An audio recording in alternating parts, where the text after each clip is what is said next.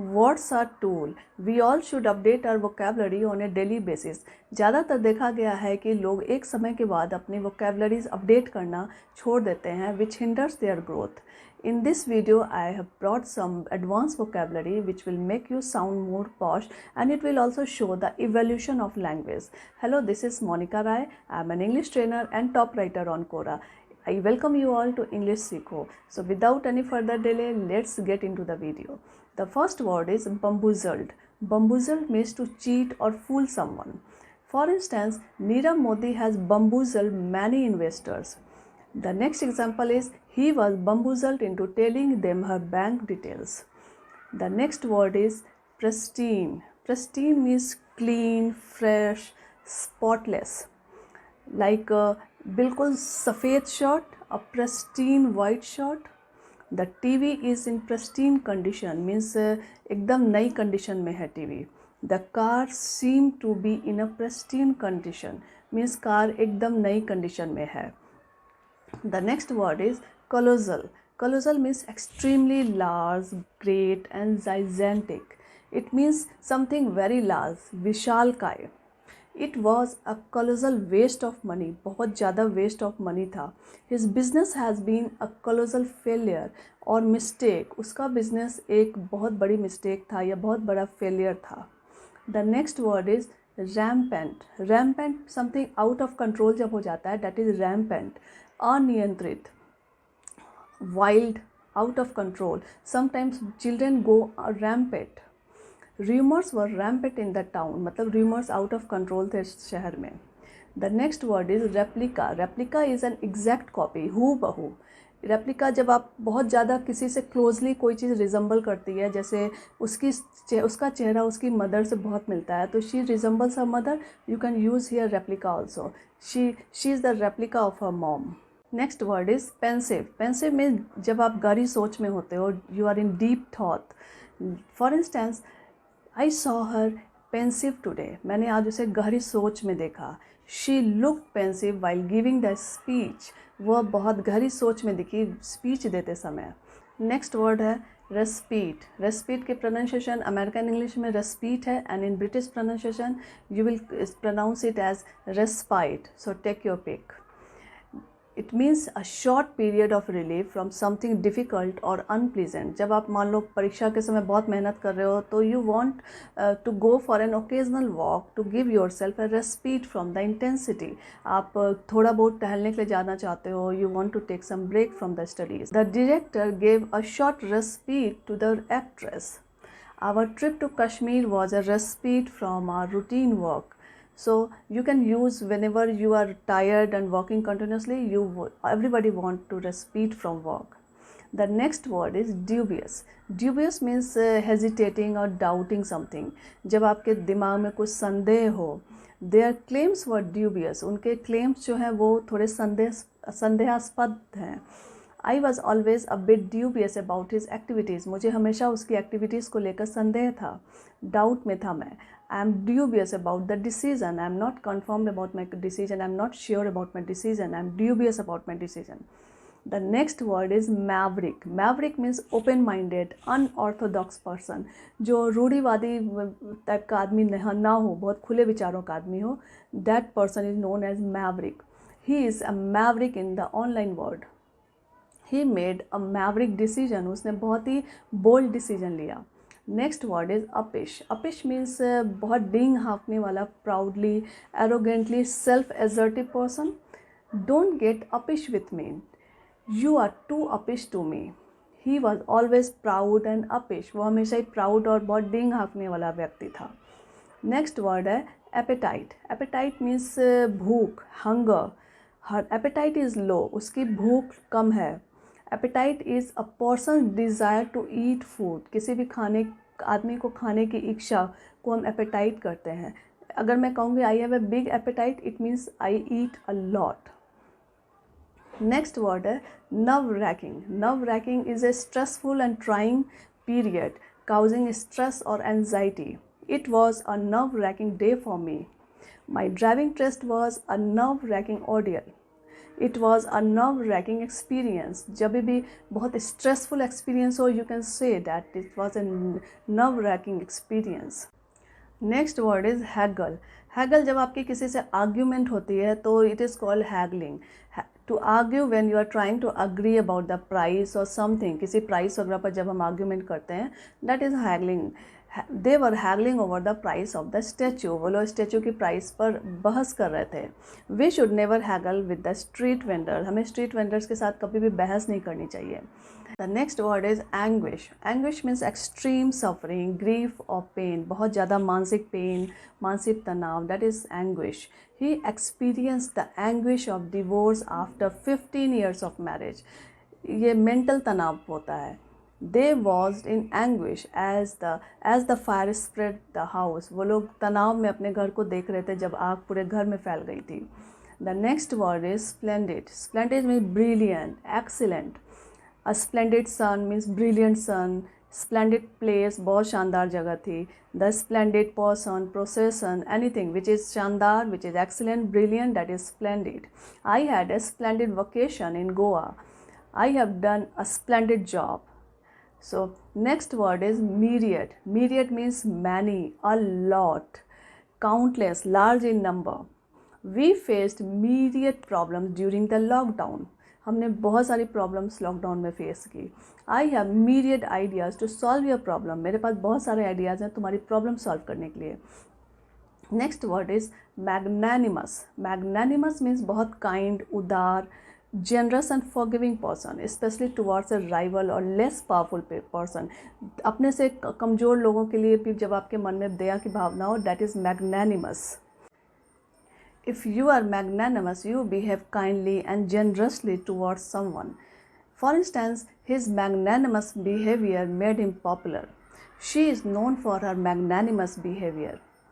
Next word is convivial. Convivial means बहुत खुशनुमा और मिलनसार. Atmosphere or event, friendly, lively or enjoyable. A convivial cocktail party मतलब बहुत मज़ेदार खुशनुमा cocktail party. If you can use it with a person also. He is a convivial guy, मतलब बहुत चीयरफुल एंड फ्रेंडली गाय है. Next word is flabbergasted. Flabbergasted means बहुत हैरान हो जाना. She was flabbergasted by looking at the decoration done at the party. Everybody was flabbergasted when I announced about my engagement. The next word is pry. Pry means to interfere in someone's business, inquire too closely into a person's private affairs. लोगों की घर की बातें जानने की ज़्यादा जिसको इच्छा होती है, that is prying. The example is, sorry, I didn't mean to pry. I don't want to pry into your personal affair. मैं तुम्हारे personal affair में interfere नहीं करना चाहता हूँ. The next word is efficacious. Efficacious means effective, प्रभावकारी. This doctor's treatment is quite efficacious. Next word is rookie. Rookie used for someone who is new at something. जो कोई चीज़ नया सीख रहा हो. If you are a rookie learner, then you should give more heed to speaking and learning words. The rookie cop wasn't aware of the rules. The next word is euphoria. Euphoria is a feeling of intense excitement and happiness. बहुत ज़्यादा खुशी की feeling, excitement की feeling. For instance, the euphoria of passing my final exam is a feeling I won't forget. The initial euphoria of victory has subsided. शुरुआत की खुशी थोड़ी कम हो गई है. The next one is stan. Stan means extremely, excessively enthusiastic and devoted fan. बहुत ज़्यादा किसी को आप पसंद करते हो तो you are a stan. Stan can be used as a noun to describe a person or as a verb to describe an action. For instance, he has millions of stans means he has millions of fans who are obsessed with him. Next word is jibe. Jibe means to tease or insult with taunting word. किसी को ताना मारना, insult करने के लिए कोई बात कहना. For instance, she made a jibe at her. उसने उसे ताना मारा. The reporter made a jibe about her, so she refused to give the interview.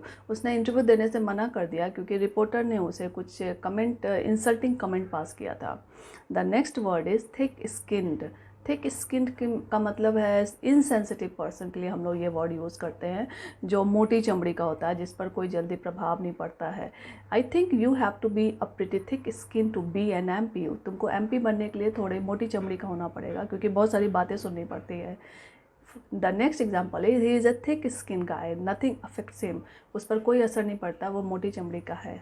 The next word is grapple. Grapple means कुछ परेशानी से जूझना और engage in a close fight, struggle करना, हाथापाई धक्का मुक्की करना।